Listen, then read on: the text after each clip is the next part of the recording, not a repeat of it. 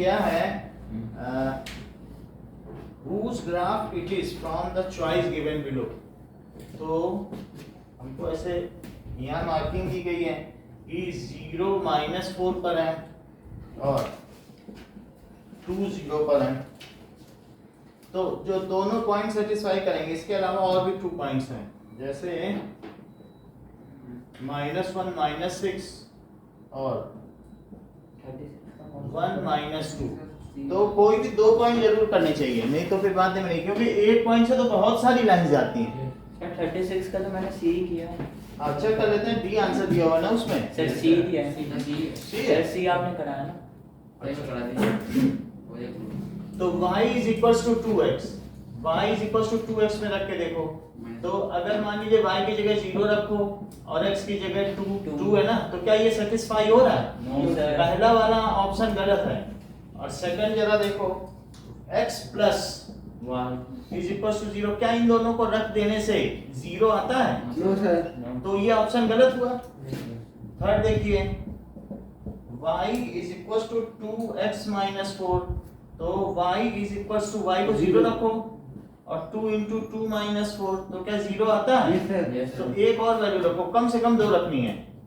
y = 2x - 4, तो y की जगह अब क्या रखेंगे बताओ? 1 -2। और x की जगह क्या 1, तो क्या -2 = 2 - 4 होता है। Yes sir. तो ये इसका मतलब ये सही है। जरा फोर्थ में रख के देखें, तो फोर्थ में y = 2x + 1, क्या यदि इसमें हम y की जगह 0 रखें और 2 × 2 + 1, तो क्या ये सही आता है? No sir. तो इसलिए कौन सा ऑप्शन करेक्ट हुआ? सी, थर्ड सही हो गया। और पूछिए। सर मेरा डी है ना, वही तो मैं कह रहा हूँ। सर मेरा आपने सर पर आंसर सी है ना। आंसर सी है तो सी करेक्ट करो, उससे मार्क्स बढ़ जाएंगे जिसने सी सही किया है। मेरा सही है। तो जो सही है उसको फिर उसके हिसाब से उसे करेक्ट किया जाएगा। सी है यस सर। तो सी गलत किया गया कि सही है? हाँ किसने किया?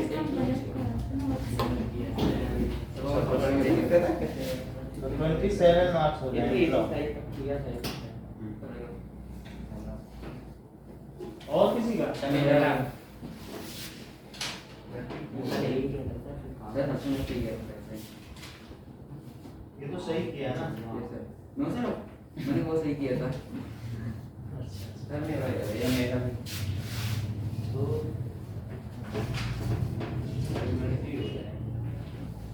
आपका सर मेरा ये नहीं सर।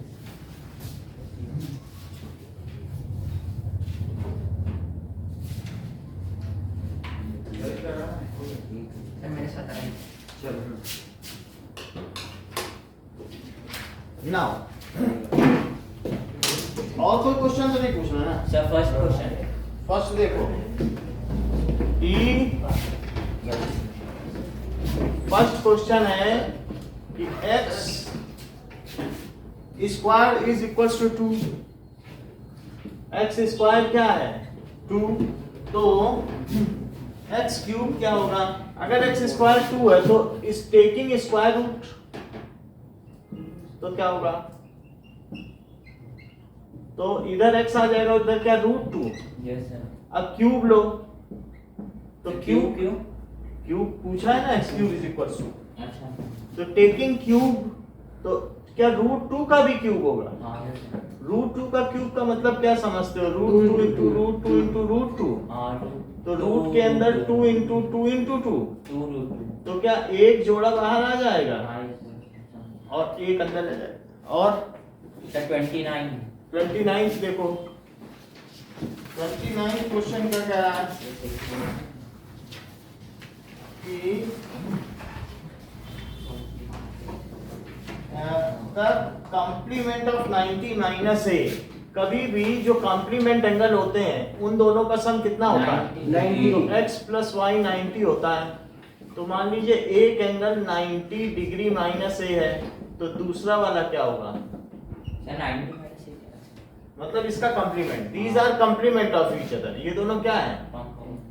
कॉम्प्लीमेंट, यानी 30 का कॉम्प्लीमेंट क्या है? 60। तो 90 माइनस ए का कॉम्प्लीमेंट क्या हो गया? ए तो 90 डिग्री माइनस ए और plus Y is equal to 90। Y को यहीं रहने दो और बाकी सारी चीजें इधर ले आओ। तो वाई कितना हुआ? ए ओके, इसका आंसर सर 32 32 देखिए, सेलेक्ट द करेक्ट स्टेटमेंट 7/9 4/5। तो 7/9 और 4/5 नीचे सेम कर लो, तब देखो कौन बड़ा है कौन छोटा। तो इधर क्या कर रहे हैं? क्या 5 से मल्टीप्लाई कर रहे हैं? 9 35/45 और ये 36/45, कौन बड़ा लग रहा है? 36 तो क्या ये सही है? तो पहला तो गलत हो गया ना। यस सर, पहले यस सर अच्छा, सेकंड देखो, -5/7 और -3/4।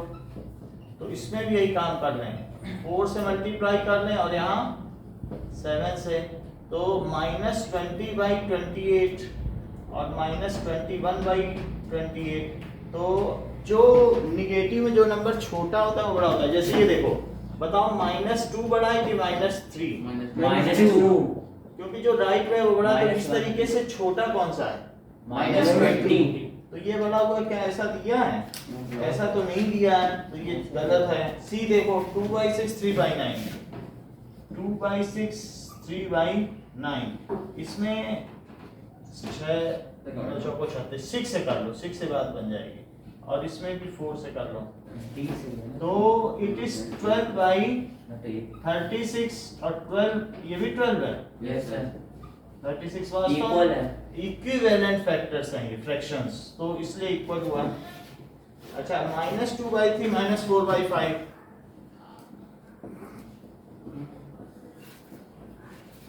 तो इसमें 5 से कर लीजिए ये सर, और इसमें 3 से। 3 तो -10/15। 12 है। तो छोटा जो है निगेटिव में वो बड़ा माना जाता है। तो क्या ऐसा है? Yes, sir. ठीक गलत है, ये गलत है। और पूछो कोई क्वेश्चन हो। सर मैंने मिस्टेक किया सर सही है तो वो सही माना जाएगा। फिर कैसे आंसर में गलत है क्या? चेक करो कहीं आंसर को गलत नहीं, या फिर चेक करने वाले ने गड़बड़ी की होगी। सही कहना गलत किया किसी ने जरूर गपशप किया है आपके सामने। और लोग का ठीक है? यस सर हाँ, ठीक है। 36 में सी है, तो इसमें टिक ही नहीं किया। सर मेरे को इसके डाउट पे मैंने नहीं डाउट नहीं रखो। Sir starting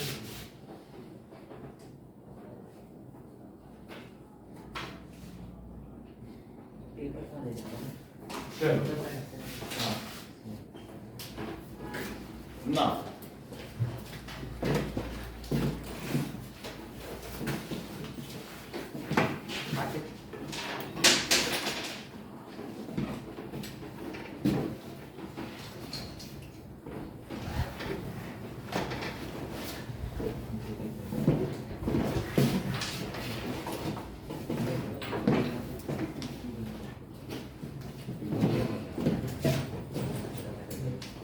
more than one kind of pure form of matter combines forming। अगर प्योर मैटर मिल जाए तो क्या बनाएगा? मिक्सचर बना देगा। प्योर है जैसे वाटर एंड शुगर अगर मिल जाए तो मिक्सचर बन जाएगा, syrup. Yes sir. Okay, next देखिए, dissolved sodium chloride can be separated from water। अगर पानी में नमक मिला हो तो उसे कैसे अलग किया जाए? एवापोरेशन। दैट इज ए का तो हो गया मिक्सचर। सेकंड डी इसको हाँ, अगर पानी में नमक है तो इवेपोरेशन से अलग कर लो, पानी उड़ जाएगा। तीसरा देखो, non uniform composition of solution, जिसका मिला ना हो ठीक से, उसे क्या कहेंगे? हेट्रोजीनियस। जैसे हम लोग मिक्सचर खाते हैं तो उसमें कभी मठरी आ जाती है, कभी सौंफ आ जाती है, कभी मूंगफली आ जाती है, तो वो नॉन यूनिफॉर्म है, कभी कुछ आ रहा है कभी कुछ। और शुगर और चीनी पानी का सॉल्यूशन बिल्कुल एक जैसा लगेगा, उसमें यूनिफॉर्म। तो ये इसको कहते हैं हेट्रोजीनियस। हेट्रोजीनियस कौन सा हुआ? डी। तो क्या प्रत्युष मिल्क एक यूनिफॉर्म है कि नॉन यूनिफॉर्म? मिलके हाँ, मिल्क नॉन हेट्रोनिक प्रत्युष का कहना सही है, नॉन यूनिफॉर्म। बताओ डिटॉल इन वाटर यूनिफॉर्म है कि नॉन यूनिफॉर्म? डिटॉल इन वाटर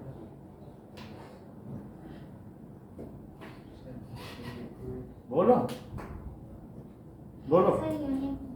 नॉन यूनिफॉर्म है सर। ये सही कह रहे हैं, नॉन यूनिफॉर्म। सो तो हेट्रोजीनियस क्योंकि कोलाइड है ना, इनको पता चल गया कि डिटॉल में वो दिख रही लाइट चिंडाल पे, तभी तुरंत पकड़ लिया इन्होंने non uniform. Soap in water, non non uniform. Blood, non uniform non uniform. ठीक है, तो यूनिफॉर्म कंपोजिशन ऑफ सॉल्यूशन होगा होमोजीनियस। तो फोर्थ का आंसर है D. B C D. C है है ना? सी। सर सी है सी अच्छा सी। कुछ भी डी बोलो। सी बोला मैं चलिए 5। फिफ्थ देखो, होमोजीनियस सॉल्यूशंस में भी सेपरेटेड बाय, चाहे होमोजीनियस हो चाहे हेटेरोजीनियस, होमोजीनियस को कैसे सेपरेट करोगे? केमिकल सर केमिकल नहीं है, पानी में नमक मिला तो केमिकल करोगे। मिक्सचर का मतलब ही है, मिक्सचर केमिकल से थोड़ी ना होते हैं, कंपाउंड केमिकल से होते हैं। मिक्सचर का केमिकल प्रोसेस से होते हैं। 12 मेथड दिए मिक्सचर के, magnetic separation, evaporation, distillation, fractional distillation, ठीक है, विनोइंग, ये सब किसके हैं? मिक्सचर के सेपरेशन के ना, केमिकल नहीं बोल सकते। ये सब फिजिकल है, घर के किचन में जाके कर लो। तो इस तरीके से कोई भी अगर होमोजीनियस सॉल्यूशन है, इसको किस प्रोसेस से सेपरेट करोगे? Physical process. फिल्ट्रेशन से तो नहीं हो सकता, क्योंकि नमक पानी को क्या फिल्टर करोगे, नमक ऊपर आ जाएगा, नहीं आ सकता। तो दूसरे फिजिकल प्रोसेस है, उनसे करो आप, चाहे इवेपोरेशन करो चाहे जो करो। तो इसका है आंसर गलत है, इसको आंसर ठीक कर लेना। सर बी 6 देखो, मिक्सचर ऑफ टू और मोर मेटल्स, और मेटल और नॉन मेटल को क्या कहते हैं? बोलो। दो मेटल मिला दिए पिघला करके, या मेटल और नॉन मेटल, जैसे आयरन में कार्बन मिला दे तो स्टील बनती है कि नहीं बनती है? तो उसे क्या कहोगे? एलॉय। एलॉय हो गया। अच्छा, एलॉय का मानी 2 एग्जांपल बताओ, बोलो। ब्रास में क्या होता है? सर जिंक प्लस ब्रॉन्ज में सर ब्रास में ठीक। कॉपर प्लस जिंक होता है, और ठीक है, और सर ब्रास में कॉपर प्लस जिंक और कॉपर प्लस टिन, ठीक है। सर वो क्या है ब्रोंज में bronze copper plus tin, tin stannous, ठीक है। उधर भी सर ब्रास के बर्तन ब्रास की घंटी होती है भगवान की, सर एलॉय के और व्हील्स उसमें भी आते दीपक हैं होता है, और ब्रॉन्ज मेडल पहना जाता है, वो सर। कांच से पता। हाँ, सर एलॉय के व्हील्स भी होते हैं ना। एलॉय में व्हील्स होते हैं, ठीक है। ब्रास की कोई चीज होगी, ब्रास की तो बहुत सारी चीजें होती हैं। ये जो तराजू है ये भी ब्रास की है हमारी, ये ब्रास है। ये जो स्फेरोमीटर है ये सब ब्रास में लगे पीछे।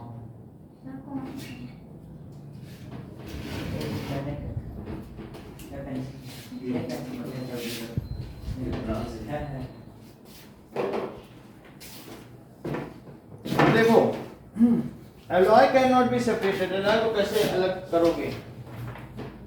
कैसे अलग नहीं किया जा सकता? केमिकल से, इवेपोरेशन से, फिजिकल। और ठीक है, एक्सट्रैक्शन से, फिजिकल। सर फिर तो इवेपोरेशन सर एवापोरेशन से कैसे? मेटल को कैसे इवेपोरेट करोगे? मेटल को इवेपोरेशन से नहीं कर सकते। तो एवापोरेशन भी आंसर हो सकता है ना। तो can not be separated by, sir लेकिन फिजिकल में ही एवापोरेशन ये सब आ जाएगा। नहीं, इसको चेक कर लेते हैं, ये मुझे सस्पेक्टेड होता है।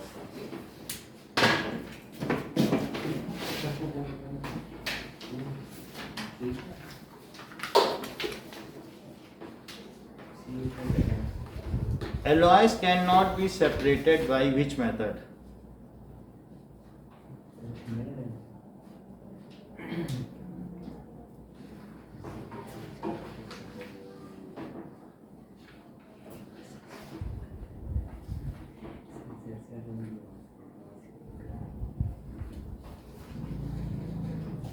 Physical method, but they can consider mixture because they are constituent of moreover they are uniform. इन्हें separate नहीं किया जा सकता physical means, ये सही है।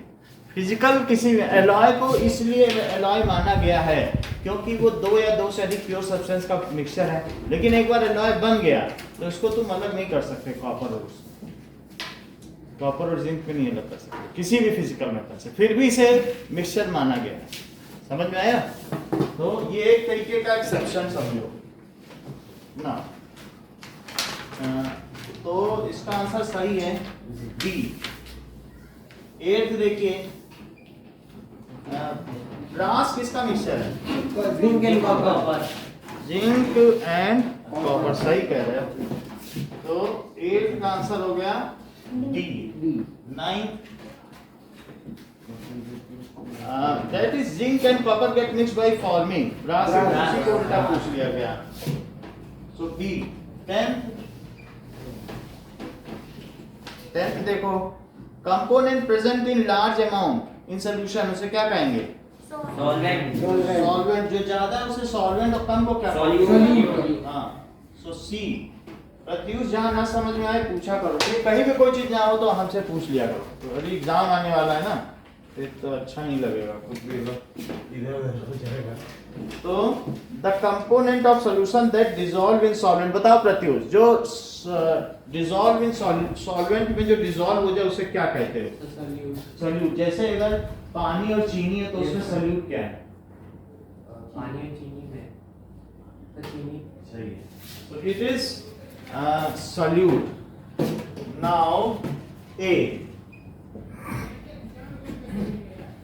A component present in lesser quantity is called solute. solute. Okay. 13. A component present in more quantity, उसी चीज को बार बार पूछ रहा है। उसी को ही बार बार पूछ रहा है। 14. Sugar in water is solute। 15. Air is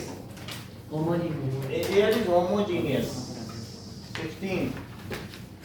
If the solute particle size is smaller, then तो अगर मान लो किससे कम हो तो उसे 1 नैनोमीटर।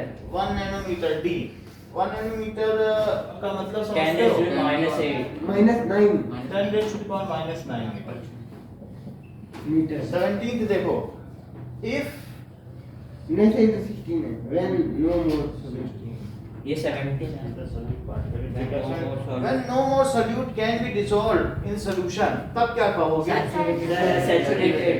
Saturated। 18th देखो, फिर उसमें और नहीं मिलाया जा सकता। जैसे 100 ग्राम पानी में 34 ग्राम NaCl ही मिलाया जा सकता है, उससे ज्यादा नहीं मिलेगा। अगर उससे ज्यादा मिला दोगे तो नीचे बैठ जाएगा। सैचुरेट। एक सोल्यूशन में ऐसा थोड़ी कि 1 किलो में 2 किलो चीनी मिला दोगे, मिल पाएगी क्या? तो उसमें जितनी भी मिल सकती उतनी मिलेगी।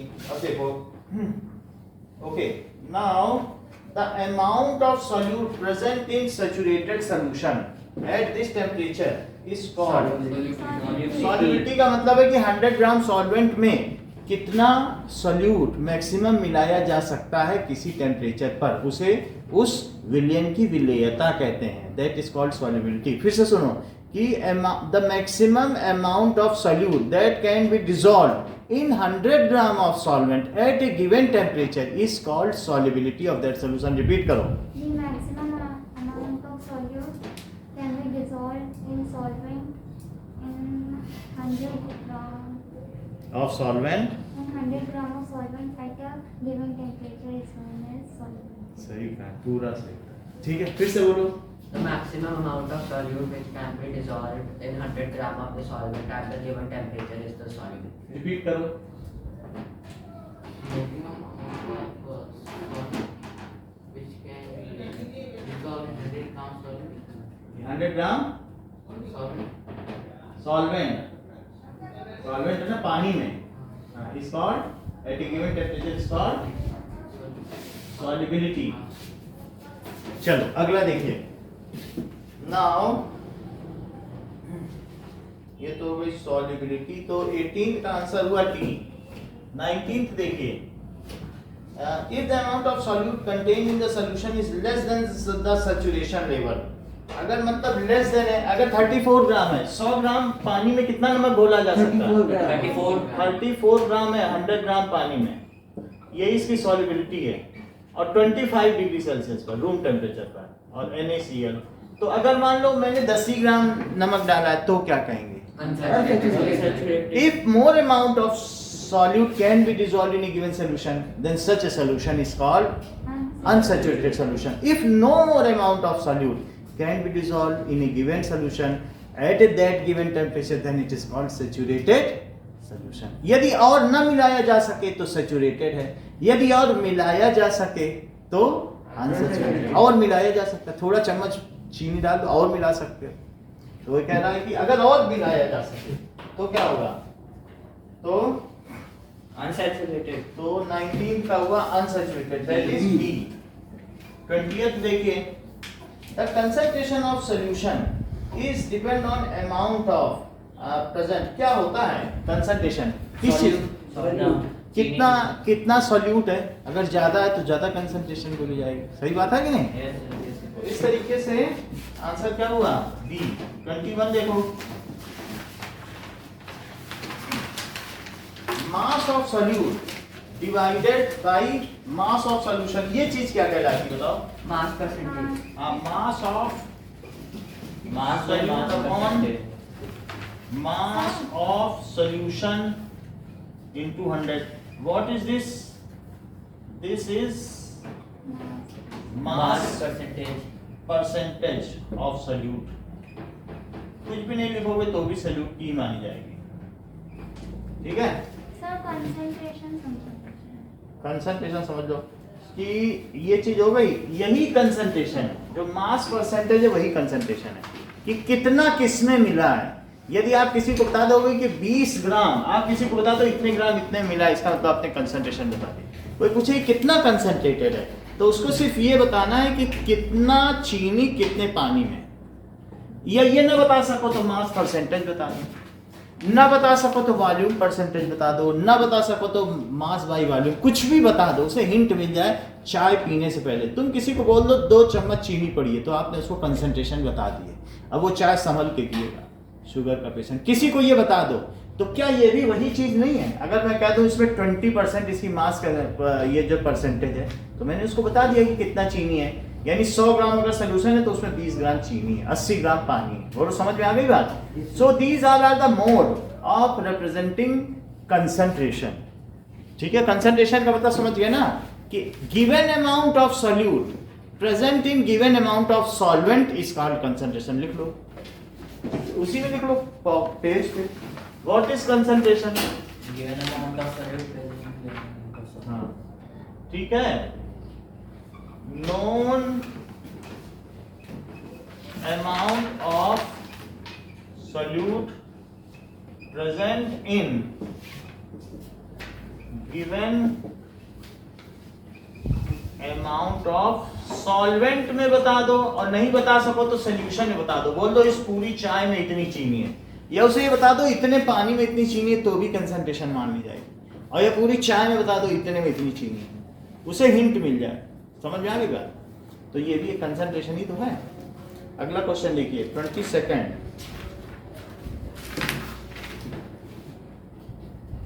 Mass of solute divided by volume of solution. हाँ, मास अपॉन वॉल्यूम। जरा देखो तो 22nd क्या कह रहा है, मास ऑफ सॉल्यूट और वॉल्यूम ऑफ सॉल्यूशन into 100, तो इसको कहेंगे mass by volume percentage of solution. तो इसका क्या आंसर हो गया? That is D. 23rd देखिए, 23rd क्या है कि if the solution is 400 ml and solvent is 300 ml, तो परसेंटेज ऑफ सॉल्यूट बोलो, फिर सॉल्यूट कितना हुआ?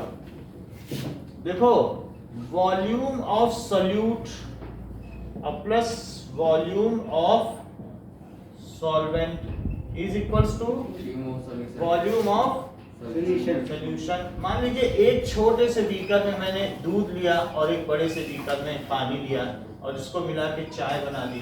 तो ये इसमें इसका वॉल्यूम और इसका वॉल्यूम मिलके क्या इसका वॉल्यूम बनेगा, जो कि सॉल्यूशन है। तो सॉल्यूट, सॉल्वेंट और सॉल्यूशन बन गया। यदि ये 300 ml है और ये 400 ml बन गया है, तो क्या आप मुझे बता सकते हैं कि सॉल्यूट का वॉल्यूम कितना होगा? माइनस कर देंगे सर। तो कितना होगा? 100 100 हो जाएगा, क्योंकि 300 में 100 मिला होगा तभी तो 400 होगा। तो 100 ml, तो इसका आंसर कौन सा हुआ? 100 ml। तो सर 25%। परसेंटेज अच्छा ठीक है, तो what is the percentage of solute? तो इसको लिखो 100 volume of solute upon volume of solution solution into 100। इसे क्या कहेंगे? क्या volume by volume percentage? Yes. V by V percentage. तो ये 100 हुआ, ये 400 हुआ और ये 100 हुआ। तो 2 जीरो से 2 जीरो कट गए तो कितने परसेंटेज आए? 25। 25% हुआ। तो इसका आंसर क्या हुआ? डी। ठीक, इसका आंसर है। अगला देखो 24।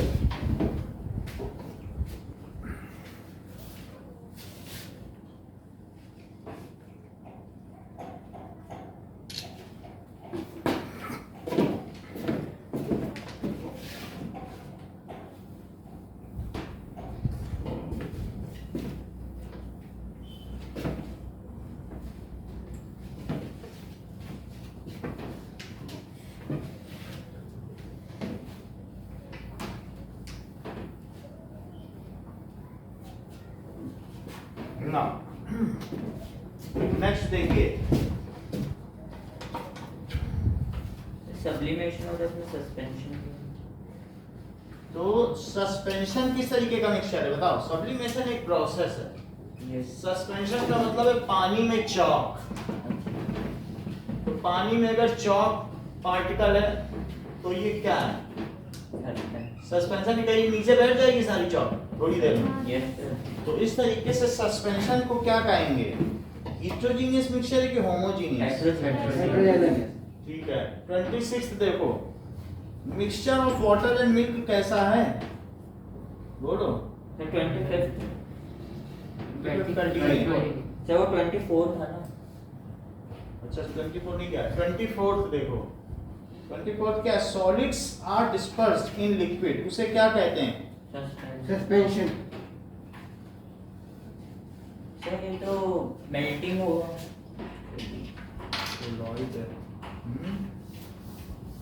Solids are dispersed in liquid. Diffusion हो सकता है सर। नहीं,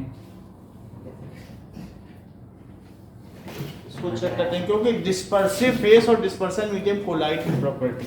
यस सर। अब ये कह रहा है सस्पेंशन, तो मुझे देखना पड़ेगा। Solids are dispersed in liquid is called colloid है, जो क्योंकि डिस्पर्सिव फेस और डिस्पर्सन मीडियम ये वर्ड किसके लिए आता है? कोलाइड। तो आप इसका आंसर बदल लो। कोलिजन। कोल्यूजन। अब कोल्यूजन क्या होता है ये भी पता करो। What is collusion?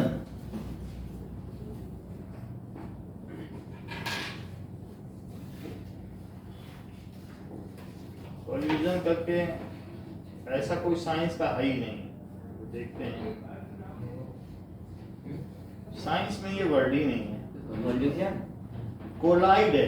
हाँ ये कोल्यूजन हमने कभी पढ़ा भी नहीं है, कल तक बीएससी तक हमने नहीं पढ़ा। तो कोल्यूजन नहीं होगा, आप कोलाइड लिखो। सर कोलाइड तो ऑप्शन है। जैसे नहीं है तो कोई बात नहीं, अब वो गलत है क्वेश्चन। जैसे देखो डेटॉल इन वाटर, तो डेटॉल क्या हो गया और वाटर क्या हो गया बताओ? एक होता है डिस्पर्सिव मीडियम, एक है डिस्पर्स्ड फेस। तो वाटर क्या है? मीडियम। सही है, मीडियम है ना, यस सर। जिसमें चीजें मिली होती हैं। मीडियम। और डिस्पर्सिव फेस डेटा है, हाँ क्योंकि मिल रहा है। सर सॉल्वेंट मीडियम होता है ना। सॉल्वेंट और सॉल्यूट यहाँ नहीं लगा सकते हो, वो होता है होमोजीनियस में, वो ट्रू सॉल्यूशन है। अगर आपको कोलाइड में सॉल्वेंट और सॉल्यूट यूज किया तो सबसे बड़ी गलती है। यहाँ ये आपको ये यूज करना जो कम है, वो डिस्पर्सिव फेज है, जो ज्यादा है वो डिस्पर्सिव मीडियम मीडियम ऐसे ऐसे करना। अब देखो नेक्स्ट, नाउ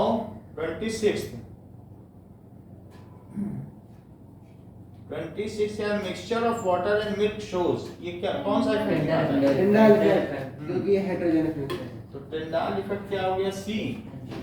27 कोलाइट कैसा मिक्सचर है? हेटेरोजेनिक। सही है। 28 particles are scattered a beam of light passing through can make its path visible। किसके पार्टिकल होते हैं? कोलॉइड के। तो बड़े होते हैं वो 1 नैनोमीटर से कितने नैनोमीटर तक? 500। ये सही बता रहे हैं अनुराग। यहाँ तक होते हैं। और फिर उससे ऊपर किसके होते हैं? सर है वो हेटेरोजेनियस। ये कोलॉइड है। और बताओ सस्पेंशन के? सर 1000 से ज्यादा है। और फिर सॉल्यूशन के? 1 नैनोमीटर। क्या लेस देन 1 नैनोमीटर? हाँ यस। 1 नैनोमीटर ये सॉल्यूशन के है। इसमें होमोजीनियस कौन सा है और हेटेरोजीनियस? सर होमोजेनियस पहला है और दोनों हेटेरोजेनियस। होमोजीनियस और हेटेरोजीनियस कौन सा यूनिफॉर्म है कौन सा नॉन यूनिफॉर्म है? सर पहला यूनिफॉर्म है और दूसरा नॉन यूनिफॉर्म। और नॉन यूनिफॉर्म। कौन सा ट्रू सॉल्यूशन है और कौन सा ट्रू सॉल्यूशन है? पहले ट्रू सॉल्यूशन है और दूसरा नहीं। सर ट्रू सॉल्यूशन क्या होता है? जो एक बार मिला देने के बाद अलग ना हो। चाहे 10 साल तक पानी चीनी रखे रहो, सॉल्यूशन दूध को रख दोगे फट जाएगा। ठीक है। कौन जो है ये टिंडाल इफेक्ट देता है कौन नहीं देता? कोलाइडल और ये देते हैं सर।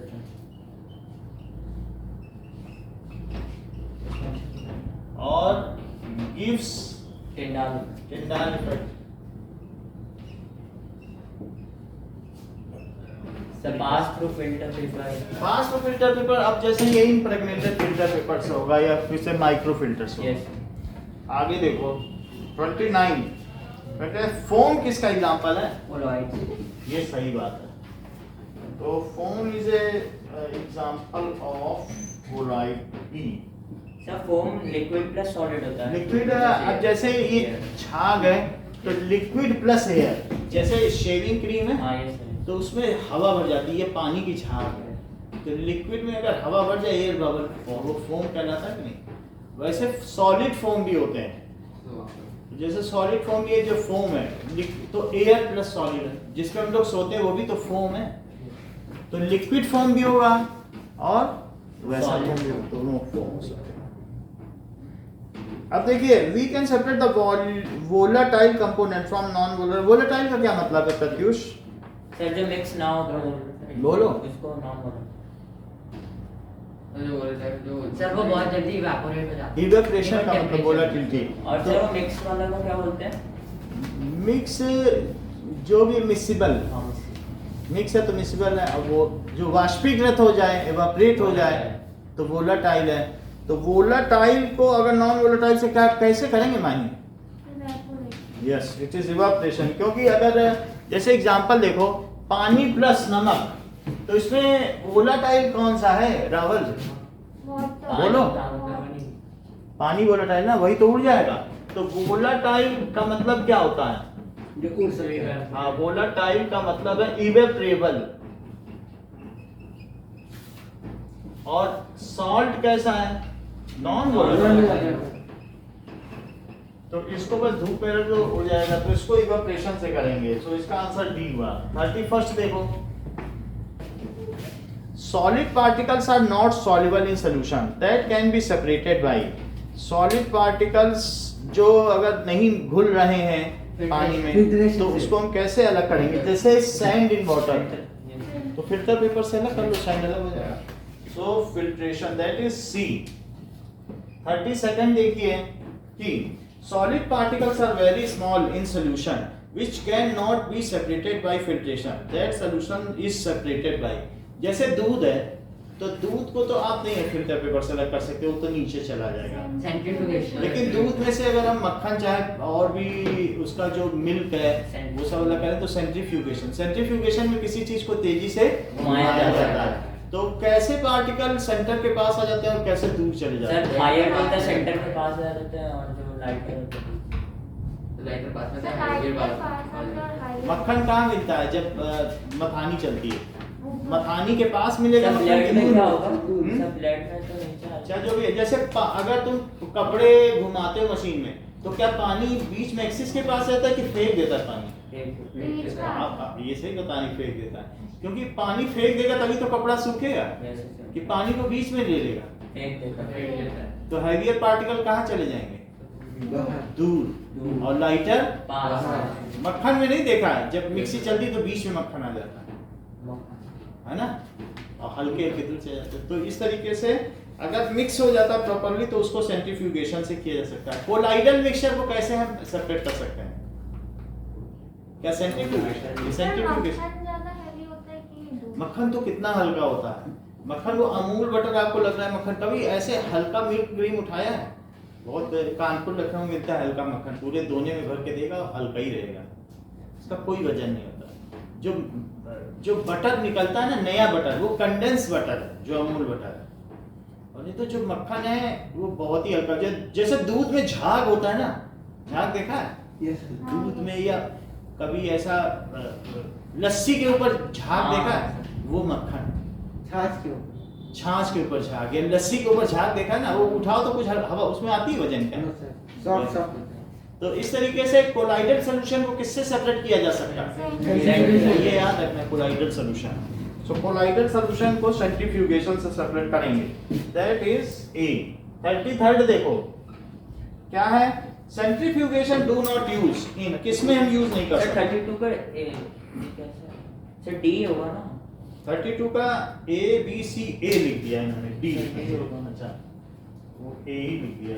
चलो सेंट्रीफ्यूगेशन किस में नहीं यूज कर सकते? बटर एंड शुगर देखो बटर क्रीम तो कर ही सकते हो सेंट्रीफ्यूगेशन से, घुमा घुमा के, नहीं हाँ, yes. उसके लिए तो सेंट्रीफ्यूगेशन नहीं। Water and sugar water and sugar नहीं कर सकते, क्योंकि जो होमोजीनियस है उसमें क्या शुगर दूर चला सर जाएगा, अगर वाटर और शुगर घुल गया तो सेपरेट ही नहीं होगा। सेपरेट होगा इवेपोरेशन से, वो उसके अलग। सर पर फिर वो ट्रू सॉल्यूशन नहीं बनेगा। वाटर शुगर ट्रू सॉल्यूशन है, ट्रू सर फिर सेपरेट कैसे होगा? ट्रू सॉल्यूशन भी सेपरेट होंगे ना, फिजिकल प्रोसेस। सॉल्यूशन कोई भी हो, मिक्सचर कोई भी हो, जैसे जो भी मिक्सचर है ना वो दो तरीके के हैं, कौन कौन से बताओ? और मिक्सचर को किस तरीके से सेपरेट कर सकते हो? By physical physical and chemical. Physical process. Chemical सिर्फ उसके लिए है, एलॉय के लिए, और किसी के लिए नहीं। एलॉय सिर्फ एक्सेप्शन सर है। केमिकल तो होमोजेनियस के लिए भी होगा ना? केमिकल किसी के लिए नहीं है, सबके लिए फिजिकल है। होमोजीनियस के लिए भी तो डिटॉल इन वाटर और ये सारा इवेपोरेशन, ये सब मेथड इन्हीं के लिए तो है। कभी भी केमिकल वर्ड नहीं यूज करना एलॉय को छोड़कर, एलॉय एक्सेप्शन है। तो दो होते हैं मिक्सचर, कौन कौन से बताओ? यूनिफॉर्म होमोजीनियस और हेट्रो और हेट्रोजीनियस। और सबको किससे किया जा सकता है? फिजिकल। हम इसलिए केमिकल नहीं लिख रहे हैं कि एलॉय को मन में रखो, यहाँ लिखेंगे तो फिर डाउट हो जाएगा, ठीक है? सो हेट्रोजीनियस। अब होमोजीनियस तो हमने यहाँ बता दिया ये होमोजीनियस, और इसके क्या दो पार्ट हुए? कौन कौन से हुए? Colloidal suspension. कोलाइड और सस्पेंशन।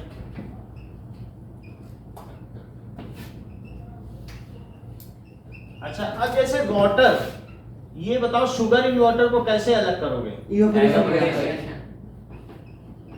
अच्छा इसके अलावा salt in water, filtration. Salt पानी को अलग कर लोगे, ये सब सॉल्ट को पानी मिला तो फिल्टर करो, सब अलग हो जाएगा, sir sand Evaporation. Filtration evaporation से अलग हो जाएगा। और कभी कभी दो चीजें वाटर इन वाटर, जैसे अल्कोहल इन वाटर, तो वो भी क्या होमोजीनियस है? शराब में पानी मिला दिया तो होमोजीनियस है? सब वो कैसे सर होगा? भाई होगा बिल्कुल होगा, वो दोनों ही नैनोमीटर के हैं, बिल्कुल अच्छे से मिक्स हो जाएंगे। विस्की में पानी मिला तो कभी अलग ही नहीं होगी। और सर अगर वो भी evaporation से ही होगा। इवेपोरेशन से नहीं, उसको फिर कहोगे डिस्टिलेशन है, फ्रैक्शनल डिस्टिलेशन, तीन चीजें बताई गई हैं। फ्रैक्शनल डिस्टिलेशन कई कई चीजें जो मिल जाती हैं, तो उसमें आपको टेम्परेचर देखना पड़ेगा 25% कि 25 से अगर ज्यादा की रेंज है तो डिस्टिलेशन, और कम की रेंज है तो वो। समझ में आई बात की नहीं?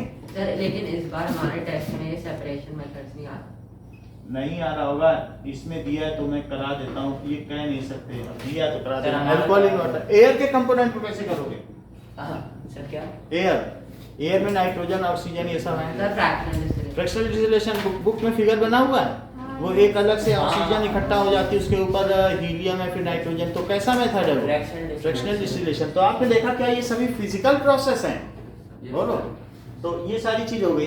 अब इसमें कौन कौन से आते हैं? क्या blood, milk, Dettol in water, soap in water. Sir Dettol में कोलाइड में कैसे? भाई डिटॉल इन अच्छा, वाटर, हाँ। डिटॉल की जो पार्टिकल के साइज है वो 1 से 1000 के बीच होते हैं। सोप इन वाटर भी इसी तरीके से। Soap in paint, shaving cream, mud, बोलो, ये सभी चीज है। बटर, बटर में पानी होता है, ठीक है, और जो जेम्स होते हैं वो भी इसमें होते हैं। स्मोक, बोलो, हैं, एमेरल्ड, रूबी, ये सब इसी में आता है। सॉलिड सॉल्ट, जो जेम्स होते हैं वो कैसे सेपरेट करोगी? ये देखो, सर उसको सेपरेट कैसे करेंगे सर? करो या ना करो, करोगी तो तोड़ दो। ओके, चैन है सर रूबी तो बहुत महंगा आता है। भाई। आप ये देखिए ना कि जो कोलाइड है वो कैसे होते हैं, ये देखो सब कोलाइड के एग्जाम्पल। क्या इसमें जेम नहीं है? कोलाइड में और कुछ देखा? पेंट, पेंट है वो सब। एयर स्प्रे, ये जेम है। हीरा, पन्ना, नीला, माणिक, मोती, सर मोती भी जेम्स में सब। ये देखो, इधर ये sponge। ये फोम है, स्पॉन्ज, ठीक है। यहाँ भी स्पॉन्ज एक जगह लगा हुआ, जानवर भी लगा हो, ठीक है। तो वो स्पॉन्ज एक जानवर है जो जिसमें लोग सोते हैं। सर लिविंग है वो? और क्या, स्पॉन्ज को इसमें रखा हुआ है ना, तो दैट इज कौन सा इसका वो है फाइलम, इसमें रखा हुआ आर्थ्रोपोडा है, ये मोलस्का है। मोलस्का के नीचे कौन सा है? ये स्पॉन्ज, दैट इज पॉलीफेरा। समुद्र से निकलता पॉलीफेरा है, ठीक है। और समझ में आ गया? ये जो सर पे लगाने वाला जेल है, सारे एग्जांपल आपके सामने, गलती तो नहीं करोगे। ये भी कोलाइड है। सर ये सारे कोलाइड है। ये देखो, मिल्क भी कोलाइड है। सर ये लड़की कर रही हो गया। स्प्रे, बाल में स्प्रे नहीं करते हैं, हम्म। बाल खड़े कर लेते हो, कई बार आप लोग कुछ कलर कर लेते हो, ऐसा नहीं होता है? Yes. किसी भी तरीके का स्प्रे, क्या ये जो मच्छर मारने के लिए आता है वो सभी स्प्रे? सब कोलाइड, ठीक है, ऑल आउट।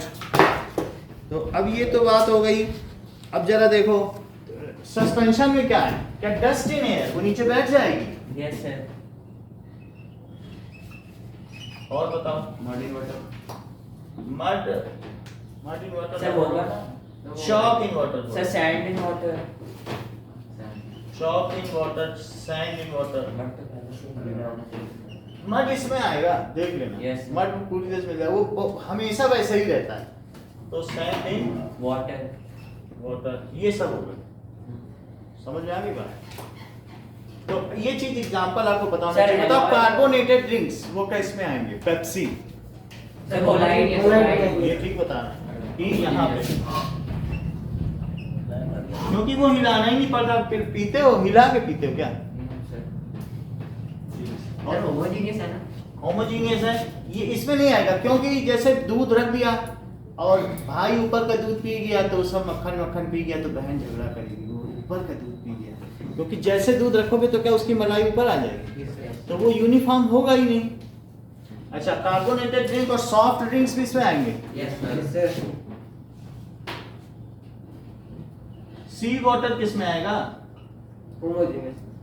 ये सोचना। हेट्रो। सर सी वाटर होमोजीनियस सर, इसमें भी आ सकता है, हाँ। हेटेरोजीनियस में भी आ सकता सॉल्ट। टी किस में आएगा? है। होमोजीनियस। ये करेक्ट बता रहे, क्योंकि उसमें मिल्क पड़ा है, तभी तो इसमें बोला। कैसे ये पकड़ लिए? जब मिल्क इसमें आ गया तो क्या टी इसमें नहीं आएगा? हाँ। और टी की जो लीव्स हैं अगर रख दो तो उसकी पत्तियां छोटी छोटी नीचे भी बैठ जाती हैं। सर मान लो अगर आपने चाय बनाई और अगर दूध ना भी डाला तो भी उसकी पत्तियां नीचे बैठ जाएंगी। नहीं देखा कभी? थोड़ी देर पियो तो पी लोगे तो नीचे डार्क डार्क बैठ जाएगा। कभी पिया है बिना चाय दूध के? नहीं। चाय नहीं पी। तो चलो सर। टी कॉफी इसमें आएगा, बोलो। सर एलॉय किसमें आएगा? अच्छा इसको पहले आप नोट करो, ऐसे नहीं करो, ये नोट करो।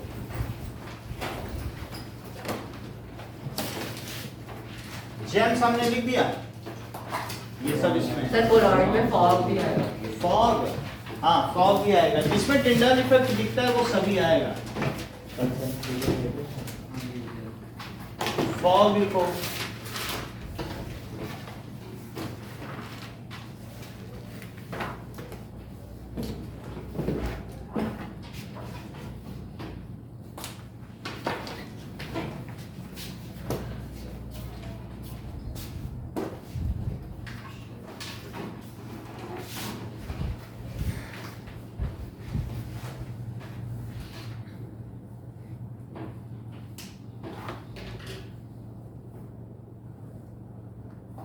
तुम्हारी मेहंदी किसने लगाई, मम्मी ने कि खुद लगाई?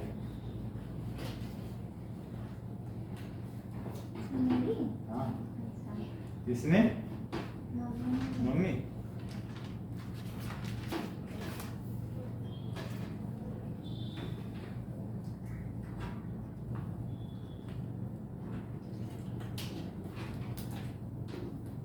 अच्छी लग रही है, प्रोफेशनल लग रही है।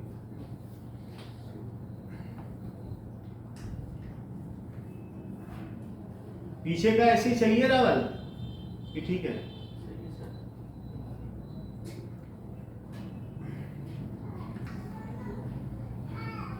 सर वो आई नहीं क्या? खुशबू। कोई नहीं है, प्रार्थना भी नहीं आई, दिव्या भी नहीं। लेट हमें खोला ना, तभी इंतजाम कर जाते हो।